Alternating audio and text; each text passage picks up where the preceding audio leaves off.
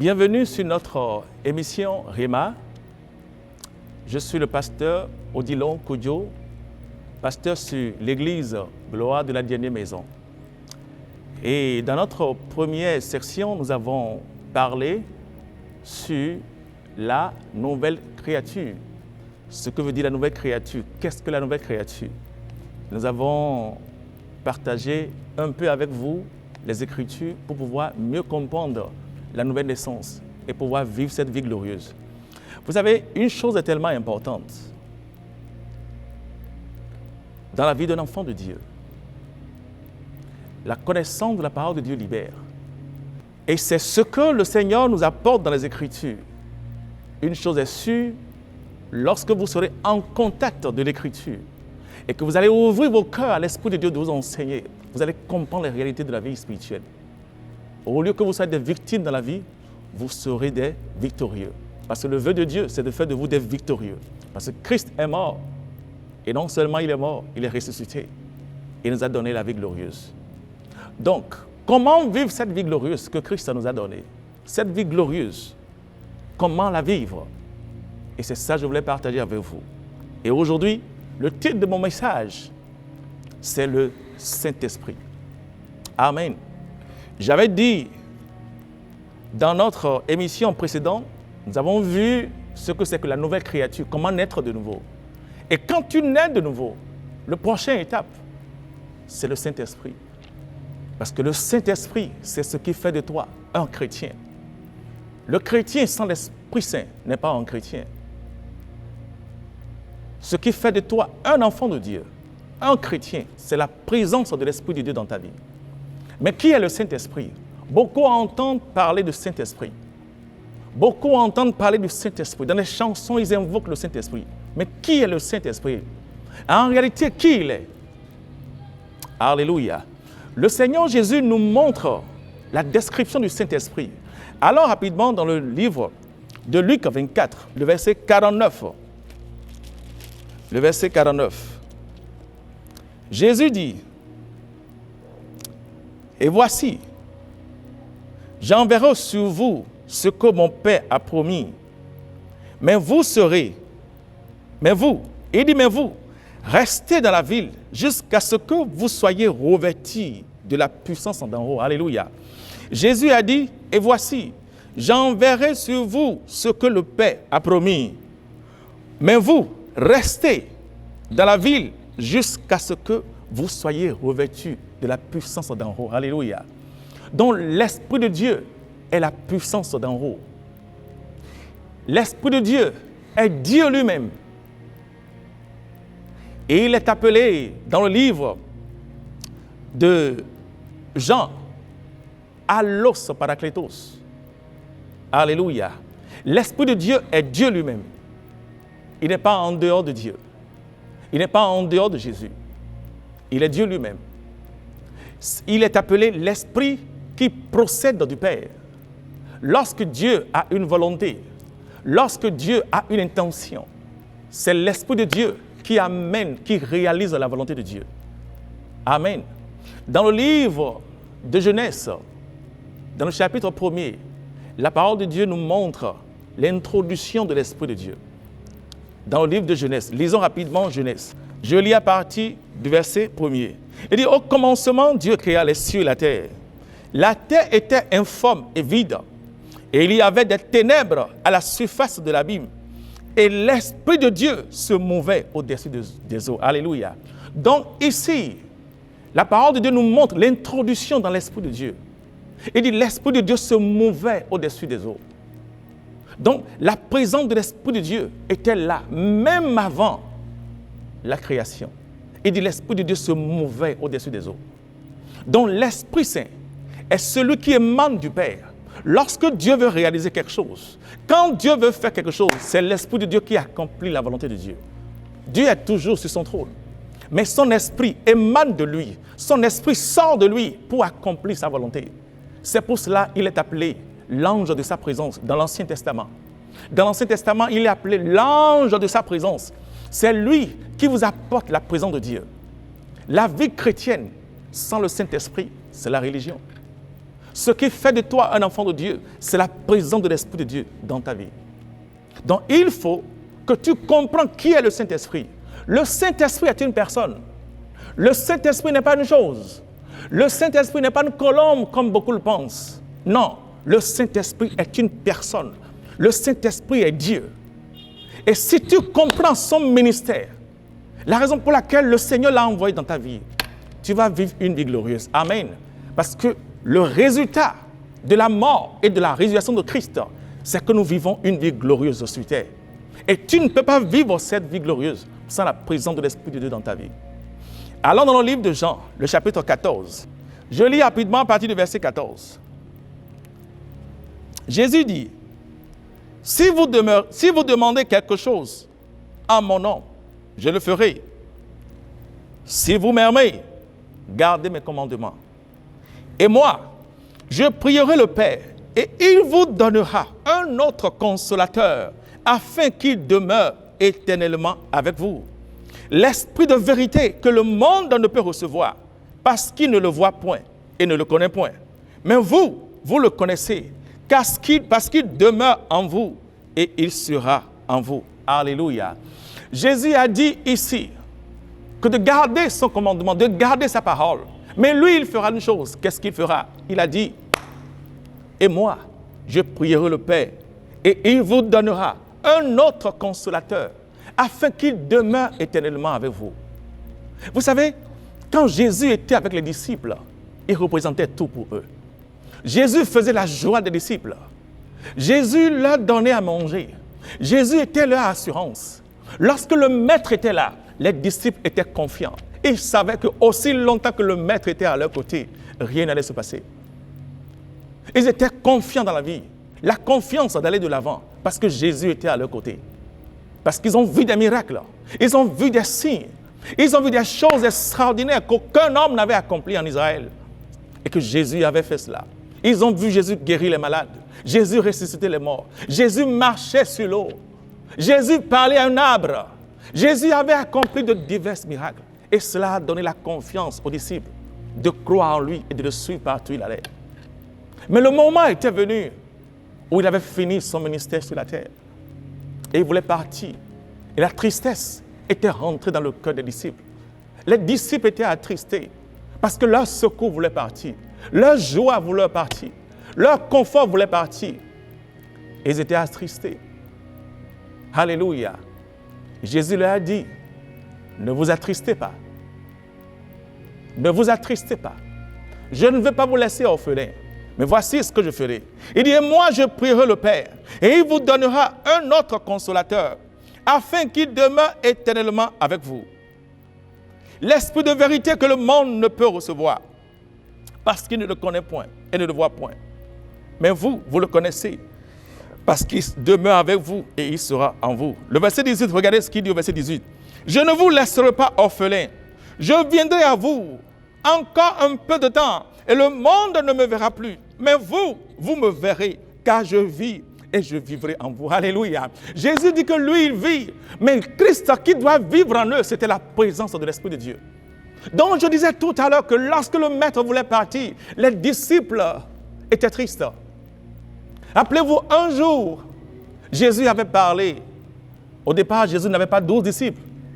Ils étaient plus que 100. 120 disciples. Et un jour, Jésus a dit une parole. Et beaucoup d'entre eux étaient choqués. Et ils l'ont quitté. Et ils l'ont abandonné. Et quelle a été leur réponse pour avoir parti? Ils ont dit que ces paroles sont dures à entendre. Et ils sont partis. Et le maître s'est tourné vers les 12 et leur a dit, vous-même n'êtes-vous pas partis? Pierre a dit, Seigneur, à qui irions-nous? Que tu as les paroles de la vie éternelle. Et les disciples ont suivi le Christ. Et un jour, les disciples parlaient entre eux. Hey! Ils se disaient, n'est-ce pas que Ils se parlaient entre eux. Jean, Jacques, André et tous. J'espère qu'on ne s'est pas trompé de chemin. J'espère qu'on ne s'est pas trompé de chemin. Et un jour, par curiosité, ils ont posé la question à Jésus. Et Pierre s'est rapproché de Jésus et lui a dit, Maître, qu'en est-il de nous qui avons tout abandonné pour te suivre? Quel sera notre héritage? Parce qu'effectivement, ils avaient tout abandonné. Ils ont abandonné leur projet. Ils ont abandonné leur vie. Mais la peur il y avait la peur dans leur vie. Qu'est-ce qu'ils vont devenir? Et ils ont demandé au maître, nous qui t'avons suivi et avons tout abandonné, quel sera notre héritage? Le Seigneur leur a dit, homme, croyez-moi, il n'y a personne sur cette terre qui abandonne père, mère, maison, voiture, toutes les belles choses de ce monde, enfants, mari, femme, père, mère, qui me suivent et qui ne reçoivent au centuple de ce qu'il a abandonné. Donc le maître les a rassurés. Alléluia. Le maître les a rassurés et ils étaient confiants. La force était rentrée dans leur vie. Et après cela, ils l'ont suivi parce qu'ils espéraient qu'ils auront une vie glorieuse.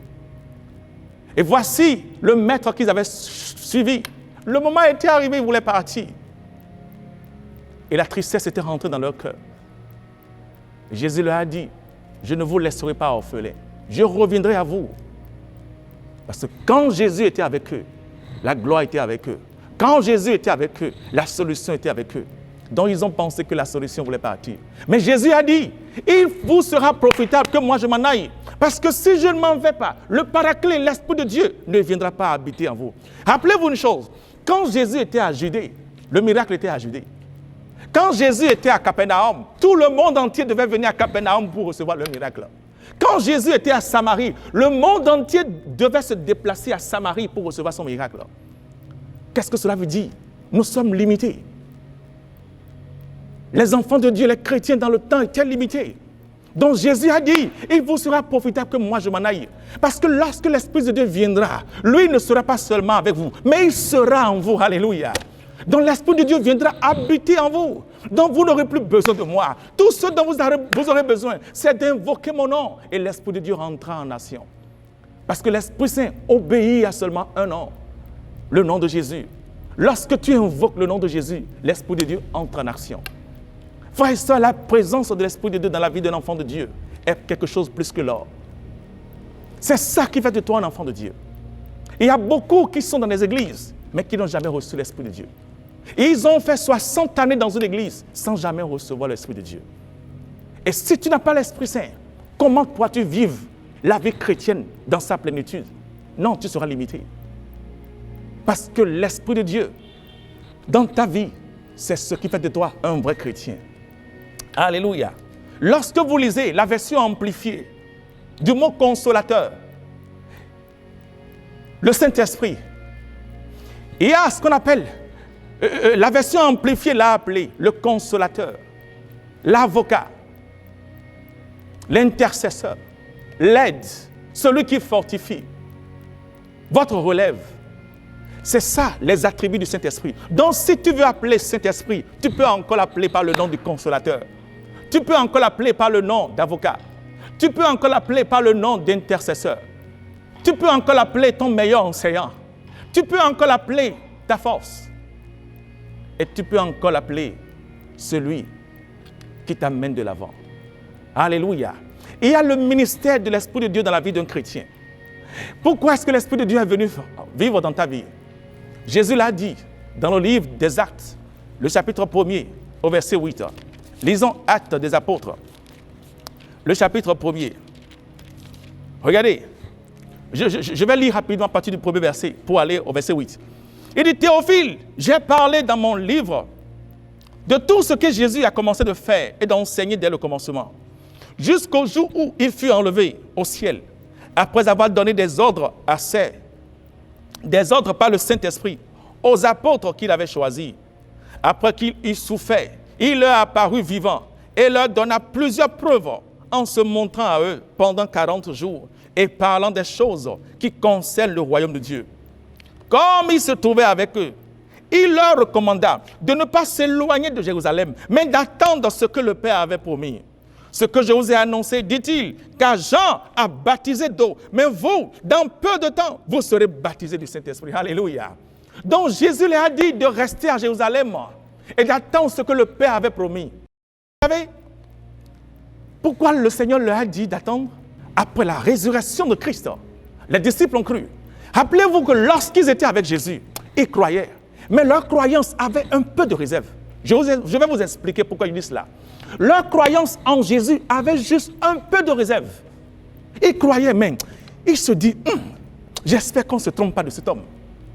Mais les signes, les merveilles que Jésus faisait, les obligeaient à croire en lui. Le jour de l'arrestation de Jésus, dans le jardin de Gethsémani, la Bible a dit, quelques heures avant l'arrestation de Jésus, Jésus a parlé à Pierre. Il a dit, Simon Pierre, m'aimes-tu? Pierre a dit, Seigneur, oui, je t'aime. Jésus lui a encore dit une deuxième fois, Simon Pierre, m'aimes-tu? Il dit, mais Seigneur, je t'aime. Jésus lui pose encore la question pour la troisième fois, Simon Pierre, fils de Jonas, m'aimes-tu? Pierre s'était attristé. Pierre a dit, Seigneur, pourquoi tu me fais cela? Mais tu sais que je t'aime. Tu le sais pertinemment. Mais pourquoi tu attristes mon cœur, Seigneur? Et Pierre était triste. Mais le Seigneur savait ce qu'il disait. Et Jésus lui a répondu, Simon Pierre, le coq ne chantera pas 3 fois avant que tu m'aies renié. Mais Pierre ne savait pas. Écoutez, les paroles que Jésus a dit à Pierre, c'était produit exactement. Avant que le coq ne chante, Pierre a renié Jésus 3 fois. Mais laisse-moi te dire une chose, Pierre n'a pas renié Jésus parce qu'il ne l'aimait pas. Non, Pierre aimait Jésus du fond du cœur. Mais vous savez une chose, sans la présence de l'Esprit de Dieu, dans la vie d'un enfant de Dieu, tu n'as pas la conviction du christianisme. Tu n'as pas la conviction d'affirmer ta foi devant les épreuves. Tu n'as pas la conviction d'affirmer ta foi devant les persécutions. C'est la présence du Saint-Esprit dans ta vie qui te donne l'assurance. Et malgré toutes les oppositions, malgré tout ce que tu traverses, tu affirmes que Jésus est le Seigneur de ta vie. C'est l'Esprit de Dieu qui te donne cette assurance. Et c'est la raison pour laquelle Pierre, lorsqu'il a compris qu'il avait renié Jésus, il est parti pleurer. Il a regretté ce qu'il avait fait. Mais Pierre ne savait pas.